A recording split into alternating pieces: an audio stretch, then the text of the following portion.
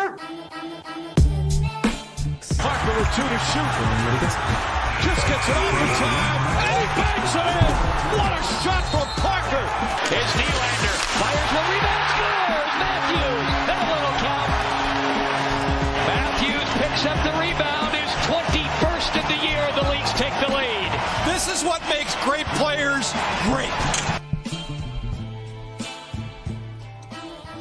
Allez, deuxième partie d'émission, on est clairement dans nos temps. On a le plaisir de recevoir 3 membres de l'équipe des Verviers Pepinster Mustangs, donc le club de football de la région de Verviers. Alors messieurs, ça fait plus d'1 an qu'on ne vous avait plus reçu. À l'époque, on avait reçu Martin Lejeune et Philippe Langborel. Et puis, cette année, on a le plaisir donc de recevoir Laurent Pfeiffer, président. On a aussi Hugo Zangurlé. Désolé si j'écorche. Très bien. Parfait. Qui est donc le défensif coach de cette année. Et puis Cyril Mathieu, membre aussi du comité et joueur. Et tu le disais juste avant, coach de Flac Football. Responsable Flac Football. Assistant, ouais. Messieurs, bonjour à vous, merci d'avoir accepté notre invitation, ça fait vraiment plaisir. On le disait, il y a pas mal de choses qui se sont passées en 1 an, puisque le club qui évoluait en Division 3 a été champion cette année de cette division, cette Development League comme on l'appelle, pour arriver donc en Division 2. C'était un de vos objectifs, c'était de faire monter le club de division. Oui, clairement. Donc l'année dernière, on fêtait déjà les 5 ans du club. On s'était dit que c'était l'année où il fallait marquer le coup d'une certaine manière de niveau sportif. Donc ça faisait, on va dire, plusieurs années qu'on était en train de... Enfin, qu'on stagnait en Division 3, avec chaque fois des bons résultats, mais on n'a jamais su parvenir au titre de champion. Donc là, c'était vraiment nécessaire de marquer le coup, d'autant plus avec l'arrivée du coach Philipp Stosberg, donc coach allemand qui avait une longue expérience, qui nous a rejoint l'année dernière. Donc c'est grâce à lui justement aussi qu'on a pu avoir Hugo dans le coaching staff. Et je pense que c'est à partir de ce moment-là qu'on a vraiment pu développer et amener notre club vers une structure un peu plus professionnalisée, même si on reste toujours à un niveau très amateur. Mais vraiment développer la structure, c'est ça qui nous a permis de vraiment se lancer et on a réussi à atteindre nos objectifs. Et voilà pourquoi la sauce a bien pris, je vais dire. Je pense que c'était une obligation pour le club aussi. Je pense que c'est un moment où... tu fais ça qu'année en D3, il y a un moment où il faut évoluer aussi, sinon le club s'arrête aussi d'une certaine manière. Les gars sont là aussi pour progresser. S'il n'y a pas une structure derrière pour les aider à progresser, c'est ça. Donc c'était l'objectif l'année passée, c'était de monter en D2. Alors justement, on va revenir un petit peu sur cette saison passée. Il y a eu donc 5 victoires avec un match nul aussi, donc aucune défaite. La saison passée, on peut dire que c'était une très très bonne saison pour les Mustangs. Vas-y, je t'en prie. Ouais, c'était une bonne saison pour les Mustangs. Je pense que Philipp Strasberg, qui est un coach allemand assez réputé quand même, qui était un peu le gars qui a lancé un peu tout au début de la saison passée. Et aussi, c'est grâce à lui que je suis venu la saison passée, où je cherchais à coacher une équipe comme je ne jouais plus. Mais c'est une bonne saison pour nous. Mais on savait aussi que c'était une saison qui devait se passer comme ça et qui doit changer cette année aussi, puisqu'on arrive dans un autre niveau face à d'autres équipes. Qui ont une expérience plus acquise aussi certains joueurs chez nous, qui ont joué en D3 pendant 5 ans. Donc oui, on peut garder ça comme un objectif qui a été fait, qui a été signé. Et maintenant, on doit continuer à avancer comme ce qu'on a fait l'année passée, en tout cas. Faire d'autres conditions sur lesquelles on va arriver aussi et d'autres équipes beaucoup plus fortes. Alors ici, je vais me tourner peut-être vers Cyril et Laurent, le disait, donc une émulation différente qui arrive la saison passée avec un coach de qualité qui connaît très très bien le football. Quels ont été pour vous les changements que vous avez pu apercevoir justement en 1 an, ou peut-être avec ce que vous aviez connu avant? Donc ouais, pour le coup, je vais me permettre de répondre au premier. Donc, ce qui était difficile les années précédentes, c'est que moi-même et Martin Lejeune que tu avais cité étions joueurs et coachs, et c'est un rôle quand même assez difficile à savoir tenir, dans le sens où ça arrive à n'importe quel joueur de faire des erreurs et on doit quand même garder une crédibilité au niveau des joueurs qu'on coach finalement et leur dire ce que je vais te faire, ne faites pas comme ça, c'était pas bon, faites autre chose.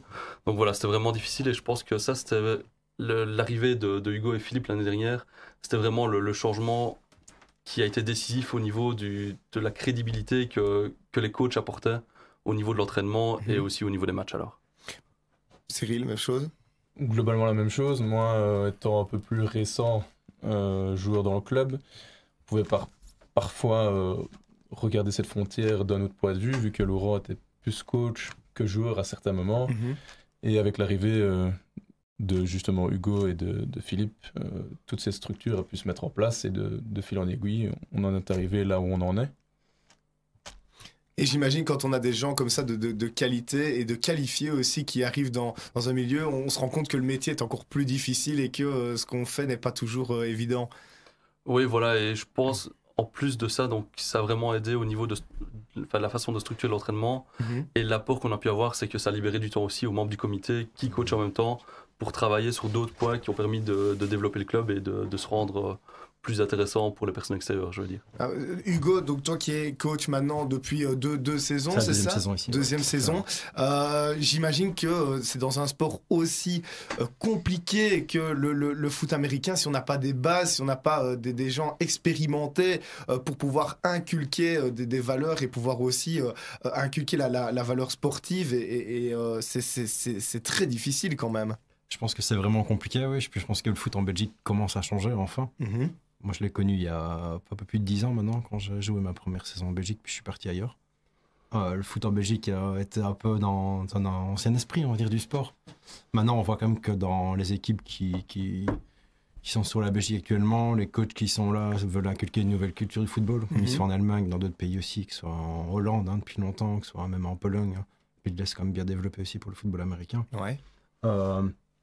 Voilà, je crois que sans coach, sans un coaching staff aussi, qui a aussi une vie professionnelle sur le moyen de développer une équipe sportive, même dans un sport qui reste amateur et dans une structure qui est amateur aussi. C'est une équipe qui stagne. Je pense qu'une équipe qui stagne, c'est une équipe qui ne reste pas. On le voit comme ce qui se fait en Belgique dans les équipes qui sont passées et qui ne sont pas restées non plus. Ouais. Il faut une structure qui soit aussi importante, autant au niveau du coaching qu'au niveau du staff aussi, du comité, des gens qui sont autour de l'équipe. C'est ce qu'on essaie de mettre cette année en place, donc on espère que ça va fonctionner. J'ai une réaction. Ouais, c'est passé par quoi l'évolution en 10 ans surtout? C'est quoi l'arrivée de certains coachs un petit peu d'origine étrangère peut-être? C'est passé par l'amélioration des infrastructures, plus de moyens Pour cette saison, tu veux dire? ou pour les... Il y a eu 10 ans, tu dis qu'en 10 ans ça a quand même beaucoup changé. Au niveau de la donc, Belgique, sur les 10 ans en Belgique, je pense qu'il y a beaucoup de gars qui sont partis jouer ailleurs quand même, qui ont eu une vue différente du football aussi, de la structure qui se faisait dans d'autres équipes aussi, qui n'étaient pas non plus professionnelles non plus. Je veux dire, on n'est pas payé quand on joue à l'extérieur, en tout cas, même dans des niveaux en JFL 2 ou même en JFL 1 non plus, donc en Allemagne, en Football League en tout cas. Mais je pense que ces gars sont revenus aussi. On voit quand même beaucoup de gens à qui moi j'ai joué il y a 10 ans, qui coachent maintenant dans des équipes dans la région, donc qui ont quand même la culture qu'on nous a appris dans d'autres pays, qui ont eu comme la NFL Europe a fait évoluer beaucoup les choses au niveau de l'Europe, et maintenant je pense que ça commence tout doucement à tomber sur la Belgique enfin. Voilà, il faut... Un sport doit évoluer, doit être propre aussi, comme ça se fait dans d'autres pays, ça n'a pas toujours été le cas en Belgique non plus. Donc je pense que ces gens-là qui ont une vue extérieure au niveau du sport dans d'autres pays européens, qui maintenant reprennent des équipes en Belgique, veulent que tu aies un sport qui est correct, qui est propre, avec une belle culture du football aussi, et professionnel, et très technique. Je veux dire, il ne faut pas te courir sur un terrain pour jouer au football américain. Il y a une grosse structure qui doit être en place et beaucoup de préparation aussi. Et puis c'est vrai que moi j'ai pu le découvrir en allant la saison passée au Belgian Bowl. On sent aussi que les équipes de l'élite, les équipes de la première division ont envie vraiment qu'il y ait une amélioration dans ce sport, et que les structures soient de plus en plus, qu'il y ait une meilleure structure aussi au niveau, je pense, de la ligue et des dirigeants. Et aussi on sent que les clubs commencent à se professionnaliser tout doucement, même si on sait que ça reste un sport qui est totalement amateur en Belgique. C'est vraiment nécessaire de passer par cette professionnalisation-là. Niveau aussi, pour moi, ça a un impact à beaucoup de niveaux, dans le sens où si on a un championnat qui est organisé correctement, avec que tout soit organisé correctement, on va se rendre intéressant et s'ouvrir aussi aux personnes, aux spectateurs, et ça par exemple. Tant qu'on restait dans une atmosphère amateur, avec une organisation amateur, on n'est pas intéressant pour le public, ça fait qu'on n'est pas intéressant pour le sponsor. Il y a rien à faire. Enfin, on a besoin de sponsors sans arrêt pour pouvoir développer, acheter de nouveaux matériels ou quoi que ce soit. Et si on montre pas cette image de professionnalisme dans ce qu'on fait, on n'attirera pas le regard et l'intérêt des personnes finalement qui vont faire que que le club évolue ou non. Et oui, et des médias aussi, c'est la même chose. Ouais, Hein. tout à fait. Il faut qu'on commence à être suivi et écouté, recevoir des articles de temps en temps, des émissions aussi comme celle-ci pour essayer de profiter un peu à tout le monde. C'est ce que Hugo disait, il y a parfois aussi des clubs qui stagnent, qui restent un petit peu dans ce certain amateurisme et qui malheureusement sont parfois voués à disparaître ou alors à ne pas progresser. C'est là où vous aviez, vous, eu envie de changer pour votre 5e anniversaire. Voilà, et je pense que la chance qu'on a, c'est qu'on est à côté de l'Allemagne. L'Allemagne qui est le niveau de football américain le plus élevé en Europe. On est à 1 heure de route de Cologne. À Cologne, il y a par exemple les Crocodiles qui sont une équipe de GFL-A, c'est-à-dire la meilleure division qu'on peut trouver en Europe. Et c'était vraiment le but en allant voyager en Allemagne et en allant voir des matchs là, on s'est dit qu'est-ce qu'on peut reprendre de là pour permettre de développer le club chez nous. Et c'était vraiment l'objectif, c'est voir ce qui se fait de mieux et pouvoir essayer de retirer un maximum pour notre club. Et qu'est-ce qui en est ressorti alors, justement? Mais déjà, c'est quelque chose de très ridicule, mais on essaye d'amener, quand on a les matchs à domicile, d'en faire plus un événement que simplement un match. Donc c'est par exemple avoir la musique, les cheerleaders, comme ça se passe en Allemagne aussi. L'intérêt là-dedans, c'est attirer des personnes à venir voir le match de football américain juste pour le football américain. On en attirera très peu. Donc, il faut que ce soit un show. Voilà, il faut que ce soit un show pour amener vraiment le plus de monde à avoir envie de venir, même pour ce qu'il y a à côté. Oui, ok. Et c'est à ce moment-là que le boulot après au niveau de l'organisation du match, et ça doit être au top aussi, pour leur donner envie de revenir. Basile, toi qui joues aussi, quel est ton regard sur l'évolution d'un club comme les Verviers Pepinster Mustangs? Ça fait plaisir de voir qu'en une saison comme ça, et surtout ici qu'en plus vous avez eu la concurrence avec les BBA équipe B, ça faisait une belle rivalité, je trouve, justement dans cette division 3. Donc c'était pas non plus tout donné, vous avez dû quand même vous battre. Et puis c'était bien à voir aussi une évolution comme ça en un an, de voir que si on veut s'y mettre et que si on met les moyens de son côté, on peut y arriver. Et en tout cas, maintenant vous avez comme objectif la division 2 et c'est clair que tout est dans vos mains, j'ai envie de dire, pour cette division 2. Et je ne sais pas pour toi si tu allais en venir, mais en tout cas, je ne sais pas pour vous, quels objectifs vous allez vous fixer pour cette division 2. Est-ce que vous avez déjà des objectifs très hauts ou est-ce que vous êtes un petit peu plus en mode transition pour cette division 2? Alors là, je pense que c'est intéressant d'avoir justement un point de vue coach, un point de vue board d'une certaine manière. Pour expliquer chez nous le principe, au niveau football, on laisse gérer les coachs de A à Z comme ils veulent. Et nous, on essaye d'implémenter une vision à long terme et tout ça. Donc moi, par exemple, par rapport à cette saison-ci qui va venir, mon objectif personnel au niveau du comité, je pense que c'est juste s'assurer de rester en D2 et assurer le maintien en D2. Et après, l'objectif à long terme, c'est vraiment de créer le club, avoir une forme de développement, passer par les jeunes et avoir quelque chose qui grandit constamment. Ça, c'est l'objectif que nous, on se fixe au niveau du comité. Et après, les coachs, eux, se fixent des objectifs aussi par rapport au personnel qu'ils ont et aux joueurs. Oui, et alors justement, pour en venir et pas brûler trop les étapes, on le disait, donc en un an, vous êtes passé d'un coaching staff de 2 membres, si je ne dis pas de bêtises, à 7, puisque là, j'ai vu donc sur vos pages, votre page Facebook, il y a quand même pas mal de coachs qui sont arrivés. Je ne connais pas tous les noms, mais ça a l'air d'être aussi des personnes étrangères, donc qui connaissent sûrement le football américain. Est-ce qu'on peut avoir peut-être un point sur le coaching staff et peut-être sur ce que pense le coaching staff, puisque les entraînements ont repris aussi, j'imagine, du côté des Mustangs, donc il y a déjà, j'imagine, des premières idées qui fleurissent dans la tête des coachs. Sur l'objectif ou sur ce qui se passe actuellement? Est-ce que j'ai été filtré sur la réponse à l'objectif? J'ai été drillé dans la voiture pour venir. Donc. Non, d'abord peut-être sur le fait que le coaching staff s'agrandisse, que ça devienne un petit peu professionnel. Et puis... Je pense que le lancement de tout ça, c'est notre head coach, Claudius, qui est un gars qui est quand même bien connu aussi en Allemagne, on va le dire quand même, et surtout en Belgique aussi, comme il coach pour l'équipe nationale. Oui, j'ai vu coach des Belgian Barbarians. Ça a été un aimant pour beaucoup de gens autour de l'équipe, autant les joueurs qui nous ont rejoints, parce qu'on a quasiment 60 joueurs qui ont signé, je pense, pour cette saison. Ok. Ouais. Et les 7 coachs qui se trouvent maintenant dans l'équipe ont été attirés par cet aimant-là aussi. Donc je crois qu'il a lancé beaucoup de choses pour cette année. On arrive avec une structure qui doit être complète, qui doit être comme ça normalement pour pouvoir développer une équipe correctement avec des coachs qui sont là par position, ce qu'on n'avait pas la saison passée. C'est qu'on ne peut pas non plus travailler dans le détail avec chaque joueur, ce qui n'est pas facile parce qu'on essaie de faire son travail d'une manière correcte pour réussir la D3, mais on sait qu'on ne le fait pas comme on doit le faire à 100%. Donc cette année, je pense qu'on a les chances de pouvoir le faire. Après, c'est à nous à faire ça correctement et de pouvoir aller vers l'objectif sur lequel nous, les coachs, on se fixe pour cette saison. Ouais, tout à fait. Bien, on n'en saura peut-être pas plus pour le moment, puisque ça a été un peu filtré. Jules, peut-être une réaction par rapport à ça? Oui, moi c'était plutôt une question, je pense peut-être l'avoir déjà posée. Alors, à Liège, on a les Monarchs notamment, d'ailleurs, qui vous saluent. Bonjour, on reviendra là-dessus. À Liège, il y a quand même une concurrence finalement un petit peu plus importante. Bon, il y a déjà quand même des grands clubs de foot qui prennent beaucoup de place. On va peut-être pas les citer. Il y a quand même aussi les Bulldogs, il y a les Monarchs, il y a du basket.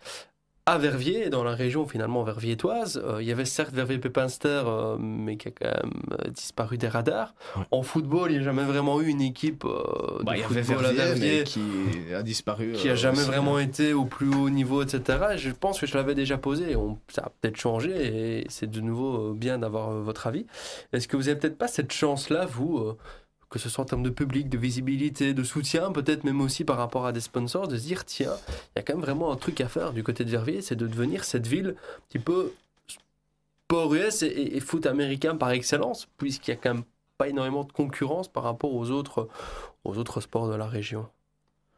Je pense que le football américain reste quand même très méconnu, même dans la région de Verviers. Ça, on surprend encore beaucoup de gens en disant qu'on fait du football américain sur Verviers. Mais c'est vrai que pour le coup, ici, on vient de déménager donc, de la commune de Verviers sur la commune de Pepinster. Donc, pour le nom, on a gardé Verviers-Pepinster pour garder l'idée d'arrondissement de Verviers également. Mais il y a évidemment un coup à jouer. Mais de nouveau, ça passe par le fait de professionnaliser la structure qu'on a et tout ce qu'on propose. Donc c'est pour ça que pour nous, c'était important aussi de mettre tout en œuvre pour avoir un coaching staff qui était complet, d'avoir un coaching staff qui soit complet pour les juniors quand on se lancera dans les juniors. Et pour moi, ça me paraît inutile d'aller briguer une place si on n'en mérite pas vraiment. Donc c'est bien d'aller chercher une place de leader dans l'arrondissement de Verviers si on propose quelque chose qui n'est quand même pas top. Donc pour moi, avant tout, c'est de bien organiser la structure du club avant d'essayer de faire sa place en tant que leader dans la ville. C'est très intelligent, je pense, de votre part, de vouloir d'abord essayer de professionnaliser les choses avant d'accueillir les gens. En 5 ans, Laurent, on est passé de combien de membres au début à la création du club à maintenant, on le disait, pratiquement 60 affiliations pour cette saison. En plus, j'imagine des joueurs qui existaient déjà. En senior. Juste en senior ici. Ouais. Donc, quand on a commencé, on était 5-6 personnes à s'être rassemblées pour discuter de ce projet-là. La première année, ce qui s'est passé, on va dire qu'on avait chaque année environ 30 affiliés et chaque fois avec un turnover assez important quand même, dans le sens où on perdait près de 10 joueurs d'année en année, on en récupérait 10-12 autres. Et là, depuis maintenant 2-3 ans, je veux dire, on garde vraiment le noyau dur, ceux qui étaient là, qui nous ont suivis depuis le début, les 15 personnes qui étaient là depuis le début, on sait qu'elles vont rester encore pour des années et même on pense à elle, c'est comme à des jeunes qui est le coach pour le flag football. Il a commencé au début du club quand même. Maintenant, on sait qu'on lui fait confiance pour lui donner aussi des responsabilités à ce niveau-là. Et ça commence à grandir, je veux dire, oui. Il y a 2 ans où on a brigué la tête du championnat sans y parvenir. Et puis avec l'arrivée de Philippe l'année précédente avec Hugo, là on a vraiment su avoir beaucoup plus de personnes et je pense qu'on avait une 40aine d'affiliés. Et ici, cette nouvelle année, on est passé à 60, mais je pense que c'est vraiment du fait d'avoir cette structure qui nous permet d'attirer du monde et pour le coup aussi d'attirer des personnes d'autres équipes, comme on a eu beaucoup de transferts cette année-ci, justement par ce coaching staff ces personnes-là ont marqué un intérêt par rapport au coaching staff. Et puis là, je vais me tourner vers le coach qui est en présence. 60 joueurs, ça permet de pouvoir être compétitif à tous les postes, d'avoir des joueurs, un roster assez élevé. Et de la concurrence saine, on l'espère. Oui, tout à fait. Mais je pense que c'est important. Quand il y a 3 joueurs pour la même position qui doivent se battre en entraînement pour être alignés le jour du match en starter, c'est une compétition qui est saine, mais qui permet de développer le niveau de l'équipe. Si tu joues face à une équipe avec un niveau qui est nettement inférieur à toi, ou tu joues face à une équipe qui a un niveau nettement supérieur à toi, ton niveau va augmenter. Donc je pense que c'est bien pour tout le monde, ouais, tout à fait. Mais la question par rapport au fait des joueurs qui restent, qui ne restent pas, je pense que c'est le taf que le comité fait cette année aussi. Je pense qu'il y a une structure mise en place au niveau des équipes juniors. Le but n'est pas d'avoir 60 joueurs cette saison et en avoir 30 l'année prochaine, parce que les gars partent, parce qu'ils ont peut-être d'autres propositions ailleurs. Je pense qu'il faut qu'il y ait une culture même familiale, un groupe qui soit soudé au niveau de l'équipe, pour donner aussi l'envie aux gars de rester. Il n'y a pas que le but de gagner un championnat, parce que c'est peut-être un des objectifs, mais je pense qu'il y a aussi le fait d'amener vraiment un esprit d'équipe qui est fort autour des Mustangs aussi, et même au niveau de la ville. Je pense qu'on espère attirer des gens qui sont extérieurs à l'équipe actuellement, les amener vers nos matchs et peut-être à pouvoir aider au niveau du comité ou au niveau de la station du terrain. Je pense qu'il n'y a plus grand-chose autour de Verviers actuellement, et on espère que ça peut-être amener un peu peut-être permettre aux gens de sortir le dimanche pour faire d'autres choses que d'aller au cinéma ou aller se balader à la Médiacité. On est d'accord. Et alors ici, c'est vrai qu'au niveau donc on parlait d'un des objectifs principaux aussi du club, c'était donc pour l'année prochaine. Ici, le championnat jeune vient de se terminer, me semble-t-il, si je ne dis pas de bêtises, mon cher Basile. Ce serait donc d'ouvrir une équipe jeune la saison prochaine. Oui, voilà, exactement. Donc, à l'heure actuelle, on a le coaching staff qui est prêt. Donc, on prépare les réunions pour de nouveau pouvoir rentrer commencer la phase de recrutement pour les juniors dès 2020.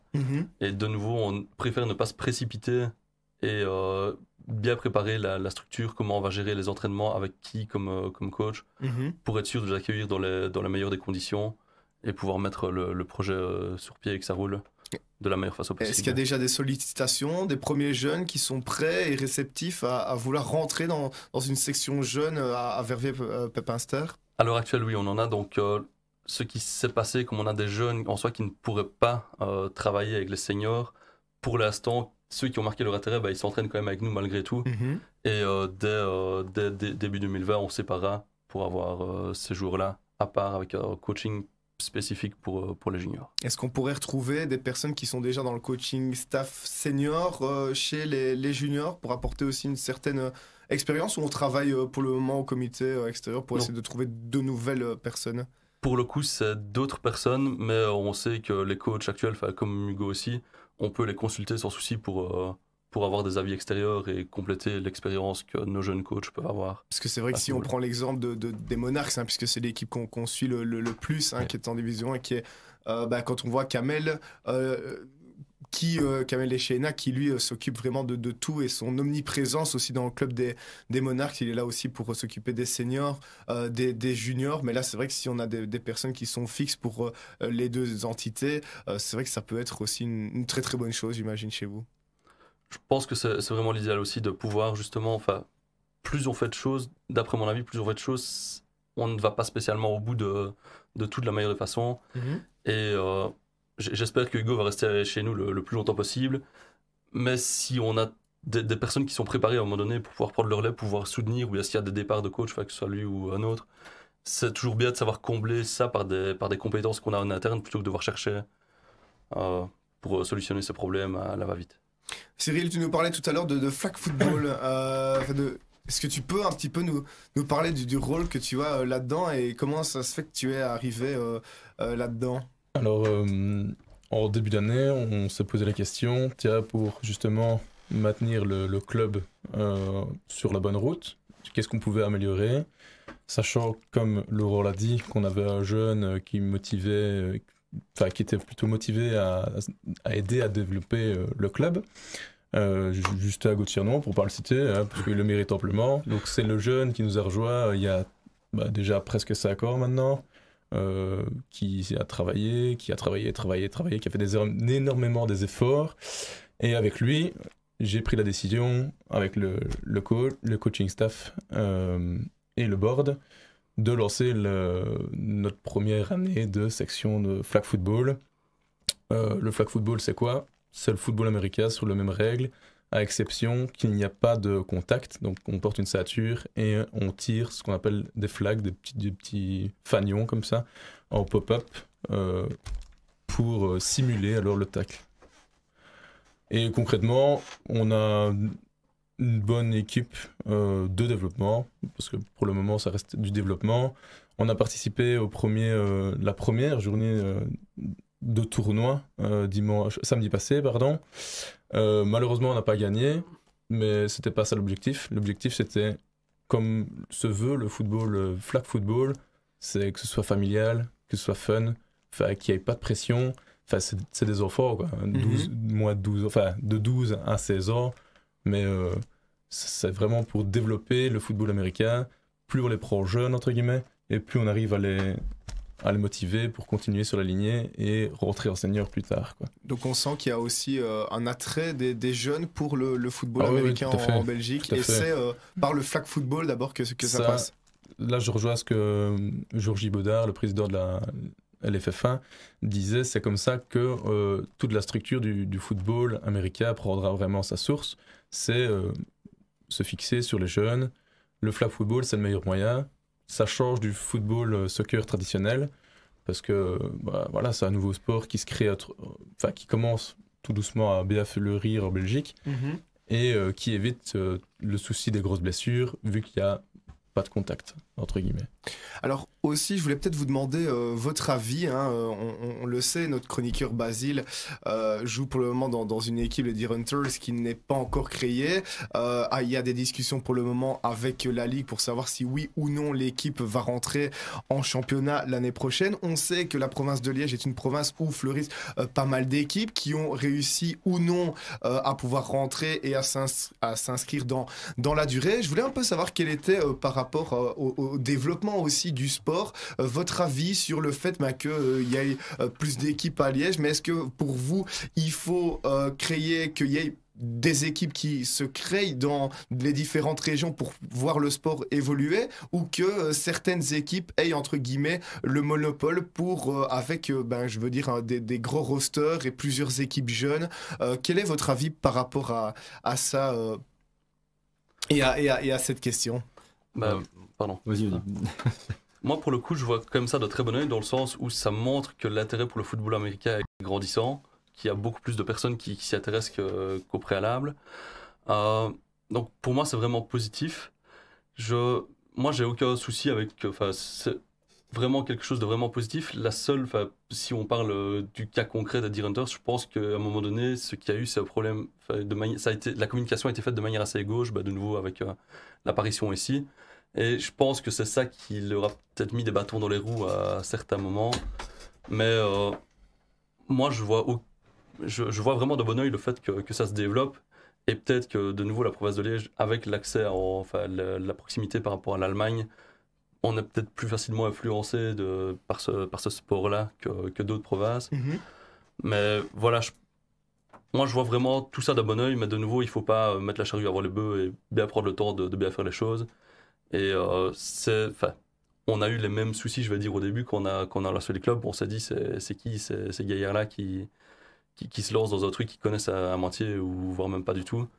Et je pense qu'il faut être prudent dans la façon de faire, et peut-être dans la façon de communiquer. D'être plus méthodique, peut-être. Voilà, pour moi, c'est simplement un problème de... le fait de placer les bases ou les structures, il y a peut-être eu un petit couac à ce moment-là. Je pense qu'avoir beaucoup d'équipes, c'est une bonne chose pour faire évoluer le foot. On reste un petit pays, donc on est à une petite superficie par rapport à d'autres pays quand même. Après, je pense que se réveiller un matin, se dire qu'on va ouvrir une équipe de football américain, que ça va aller tout seul, on risque de se planter, peut-être faire perdre du temps aussi à des joueurs qui sont jeunes, qui ont peut-être la possibilité d'évoluer ailleurs aussi. Je garde deux avis. Je pense que Kamel avait donné son avis là-dessus aussi, en disant que le gars qui est jardinier et qui dit qu'il va être coach de football américain, ça va pas fonctionner. Je parle pas par rapport à d'autres équipes. Je pense qu'il y a une bonne chose qu'il y ait beaucoup d'équipes, si elles sont mises d'une manière avec une vue qui est correcte et qui est professionnelle, en tout cas, avec des gens qui ont déjà participé à des matchs de football américain, qui ont joué peut-être aussi à un niveau qui est déjà correct, en tout cas, qui a déjà une vision qui est propre du football américain. Pourquoi pas? Je pense qu'il faut. Mais il ne faut pas non plus trop d'équipes qui parfois gâche certains championnats en D3 ou en D2 aussi. Ouais. Des matchs qui s'annulent, ce genre de choses. En tout cas, voilà. Vous l'avez vécu personnellement, ouais. Ouais. Ben oui, c'est vrai que c'est peut-être aussi la différence avec un sport qui est beaucoup plus populaire comme le football où n'importe qui pourrait créer son équipe. On s'est un peu tapé dans le ballon. Là, ça va tout seul. Ici, il y a quand même des règles, il y a des books aussi à préparer. Vous le disiez vous-même. Il y a quand même pas mal de choses puisqu'on a des defensive coach, des offensive coach, un head coach. Il y a des phases à répéter aux entraînements. Il y a du matériel qui coûte quand même aussi cher. Et c'est le gros problème par rapport au football ou peut-être je pense peut-être le basket, le tennis encore en Belgique ou le hockey maintenant peut-être qui se fait connaître de plus en plus sur gazon en tout cas où il y a du budget, mais faut savoir que la plupart des coachs ou des joueurs sont bénévoles, je veux dire, et au niveau de terrain, au niveau des équipements, ça coûte énormément, donc il faut payer ça soi-même. Ouais, et il y a peu de sponsoring que ce soit au niveau de privé qu'au niveau de l'État aussi. Je salue la ministre des Sports, bonjour. Juste un petit message. Ouais. Mais voilà, je pense qu'on a besoin aussi d'une structure financière derrière et une aide au niveau de...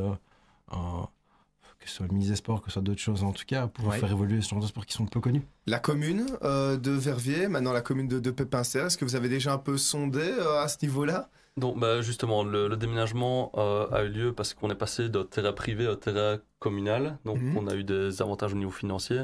Ce qui se passe, c'est un terrain qui était à l'abandon. Donc, il y a une remise en état qui doit être faite. Donc, pour l'instant, il y a encore beaucoup de travail à faire, malheureusement. Mais et c'est le comité et les joueurs aussi qui vont devoir mettre un peu la main à la pâte. Ouais.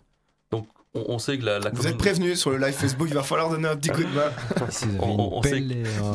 On sait que la commune travaille dur quand même pour nous aider comme ils peuvent, mais malheureusement leurs budgets ne sont pas extensibles non plus. Mais il y a un soutien. Il y a un réel soutien et des communications régulières avec eux pour essayer d'améliorer les choses, que ce soit de part et d'autre, pour s'assurer de... Ça, c'est un sujet que t'aimes bien, ça. Oui, c'est souvent le moment d'en parler. Et au fur et à mesure qu'on reçoit les équipes et les invités dans l'émission, saison après saison, on a parfois constaté des évolutions. C'était le cas notamment avec les Bulldogs, où on voit que la structure change au niveau même des jeunes, du développement, avec notamment aussi des sports-études qui se mettent en place. C'est vrai que le football américain, on est peut-être encore entre guillemets un petit peu à la traîne. Maintenant voilà, la question et le débat il est toujours là. Sans le soutien notamment politique et autres, ça sera difficile d'avancer. Et j'ai encore envie de citer parfois un petit coup de gueule. On est en plein dedans et on pourra avoir notamment les nouveaux maillots des Diables Rouges demain. C'est pas forcément les maillots qui suscitent le débat, mais c'est ce logo où quand je vois que pour du football on est capable de venir nous créer un nouveau logo bien dégueulasse où c'est même pas écrit dans la langue du pays, puisque c'est en anglais l'air de rien maintenant, pour 1 million ou plus d'1 million d'euros, je pense qu'on a fait ça pour un nouveau logo, alors que tout le monde s'en fout, et que finalement ça n'apporte rien, si ce n'est créer le débat et me faire fuir d'acheter le nouveau maillot. Et à côté de cela, on a des sports comme vous où ça galère toujours un petit peu, où on a du mal et on sent que voilà, on a du mal vraiment à faire le nécessaire. C'est un petit peu à chaque fois le même débat qui revient. Où, je pense que toutes les équipes sont soumises à ça. Vous prenez Liège aussi avec leur terrain l'année passée, c'était compliqué aussi.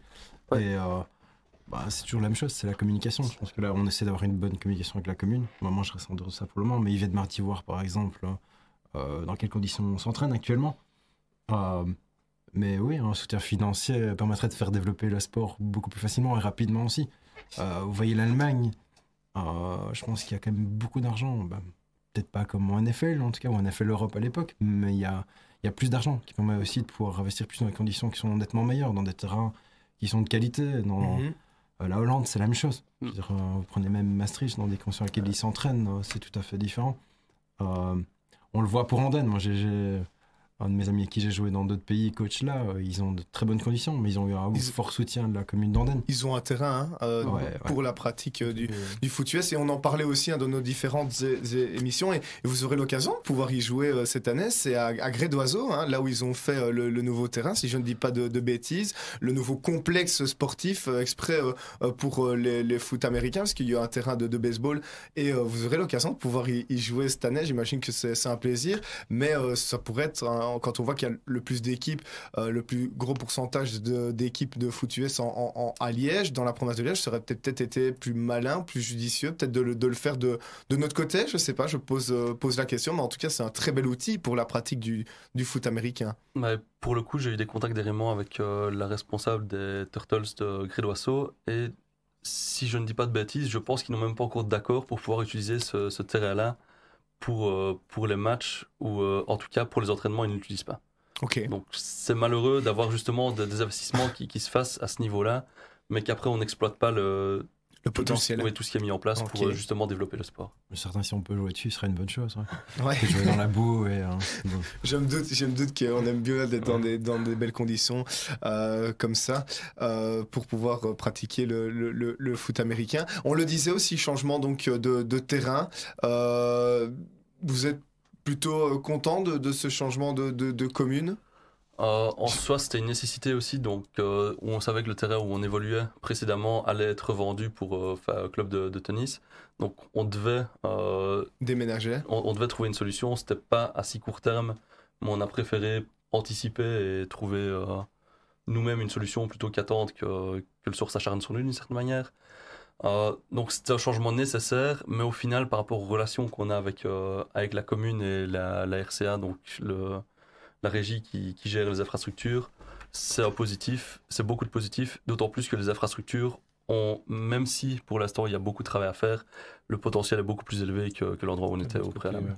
Donc ce qui est quand même plutôt chouette, et puis j'imagine que ce n'est pas trop loin de où vous étiez avant et que au niveau des déplacements. Donc oui.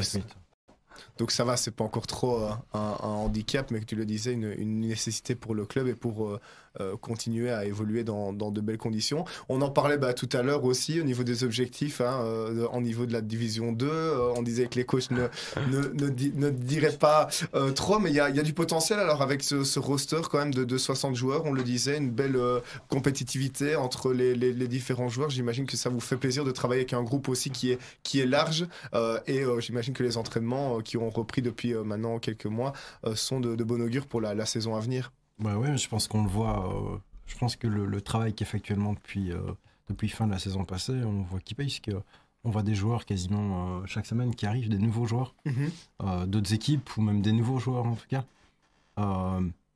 Mais je pense que notre objectif, il est haut. Il faut se fixer un objectif haut. Clairement, bien sûr, c'est vrai que quand on est compétiteur... moi, j'espère être dans la tête du classement. Ouais. Je peux peut-être pas aller directement en D1 en tout cas, mais on espère en tout cas monter d'ici quelques années, ou voire peut-être un peu plus court dans une division supérieure en tout cas. Mais l'objectif n'est pas de monter en D2 pour être dans le bas du classement, ou de redescendre en D3 en tout cas. L'objectif est d'aller le plus haut possible. Mais je pense qu'on a une structure qui est en place pour pouvoir le mettre correctement. Maintenant, c'est à nous à développer ça. Et à tailler l'outil d'une manière propre et bien possible pour utiliser tout le potentiel qu'on a au niveau des joueurs et au niveau du coaching staff aussi. Ouais. Et puis, il faudra aussi finir le travail sur le terrain, puisque c'est là que les choses vont vraiment se produire. Et puis, j'imagine que c'est une belle aussi reconnaissance, Laurent, après 5 ans, créer un club, partir de 5 membres de comité, là, arriver avec 60 joueurs, monter en division 2, avoir un beau coaching staff qui, on le comprend quand même, a des envies peut-être d'un jour aller en D1. J'imagine que ça peut être un objectif en D1, peut-être les 10 ans quand même. Ça, au vu de comment ça se passe à l'heure actuelle, oui, c'est clairement un objectif. Mais sinon, pour revenir à la première question, donc, est-ce que je m'y attendais finalement en fondant ce club-là? Non, pas du tout. Je ne m'attendais pas à ce qu'on arrive à tel succès. Après, c'est vraiment appréciable de voir que le travail qui est fourni, parce que ça je dois dire que sur moi-même ou bien les autres personnes du comité, on fait quand même un boulot énorme à côté. Ça nous prend des heures et ça peut poser des problèmes des fois dans les relations familiales d'une certaine manière ou quoi. Mais on voit que ce sacrifice qu'on fait à côté paye, et de voir que le club en est là à l'heure actuelle, c'est vraiment un plaisir, et ça donne envie de continuer et d'aller encore plus loin. Alors, dernière question, on le disait aussi... Vous sortez quand même d'une division qui est un peu compliquée, avec seulement 4 équipes, on le disait, avec certaines équipes qui n'ont pas toujours les mêmes objectifs ou les mêmes idées, comme vous les avez, de structurer un club correctement, d'où ce qui amène parfois des matchs un peu folkloriques. J'imagine qu'on est quand même content d'arriver dans une division où les matchs vont être peut-être un peu plus engagés, où il va y avoir peut-être un peu plus de niveau, avec tout le respect que j'ai bien évidemment pour les équipes de la division 3, mais c'est sûr que voilà, ça promet quand même de beaux matchs, et puis même pour le coaching staff et les joueurs, on a envie d'aller défendre ses chances dans des matchs un peu plus relevés, j'imagine. Ouais, puis voilà, ça mène de la compétition, certains, ouais. Et puis je pense qu'on passe à une culture de football qui est différente. Plus on va monter division, plus la culture sera aussi propre. Il suffit de voir les blessures aussi. Je pense que, regardez des divisions, même JFL 2, JFL 1 en Allemagne, je pense qu'il doit y avoir moins de blessés que chez nous en division 3 en Belgique. Parce que la manière de jouer est différente. Tout à fait, ouais, je pense que le coaching derrière est différent aussi. On demande de jouer propre et de jouer du foot américain. On ne demande pas d'aller blesser des joueurs ou d'autres choses en tout cas. Donc, ouais, je pense que les gars qui sont depuis D3, depuis 5 ans en D3, ça leur permet aussi de voir autre chose et de s'amuser d'une manière différente aussi. Et de pouvoir se battre, ouais, c'est certain, parce que maintenant les choses seront moins faciles. Cyril, même chose aussi, toi qui es là depuis le début avec... J'étais pas là depuis toi t'es pas là depuis le début avec Laurent. Non. Quel est ton point de vue par rapport sur justement la progression du club et j'imagine que ça te fait plaisir d'évoluer dans un club comme ça. Ça fait plaisir, ça c'est sûr, surtout que c'est vraiment l'esprit familial du sport qui nous a tous un peu réunis. Ça fait franchement des amitiés exceptionnelles. Moi j'ai commencé, donc ça va être ma 3e saison, donc... mais j'ai tout de suite accroché et tout de suite donné le meilleur de moi-même, entre guillemets. C'est ça l'esprit du foot, en tout cas, de se démarquer, de progresser surtout. Oui, ça fait plaisir. Et je rejoins Laurent surtout pour lui qui est là depuis le début. Ça prend du temps. Il en faut. Mais une fois que c'est bien fait, une fois que c'est sur des bonnes rails, tout se passe bien. Tout se passe bien, quoi. Tout doit être organisé. Hein. Tout doit être organisé, c'est sûr. On passe par l'organisation. Je crois que c'est vraiment le mot de cette interview, l'organisation, la structure pour pouvoir développer un club correctement. Et l'aide coach. Je pense que cette saison, notre head coach, il suffit de voir les entraînements. À la minute près, tout est déjà calé. On sait exactement ce qu'on va devoir faire et quand on va devoir le faire et comment on doit le faire aussi. Et lui vérifie aussi à ce qu'il exige chez nous en tant que coach et pas coach principal, d'apporter une structure qui soit propre et donner un vrai programme au niveau des joueurs et avec des drills qui sont corrects aussi. On est surveillé et remis en place parfois par lui aussi, et je pense que c'est ça aussi. Il faut une vue derrière, que ce soit autant au niveau du comité que ce soit au niveau des coachs aussi, d'avoir quelqu'un qui structure tout ça d'une manière propre et qui remet en place les choses quand elles doivent être remises aussi en place. Donc voilà, on verra cette année vers quoi on va. Ouais. Bien, merci. Je pense qu'on a fait à peu près le tour de tous les sujets évoqués. J'imagine que vous suivez bien évidemment la NFL, une équipe favorite pour l'un ou pour l'autre. Moi, c'est les Seahawks. Honnêtement, je ne suis pas la NFL, je n'ai peu de temps pour ça. Moi, c'est les Saints, du coup. Basile, je te propose qu'on passe pour le dernier quart d'heure de l'émission avec nos invités à la chronique NFL.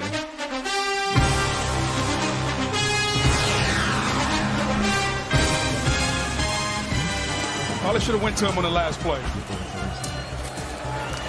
In stride, OBJ. He comes back to MetLife and does this. How about it? Odell Beckham Jr. 89-yard touchdown.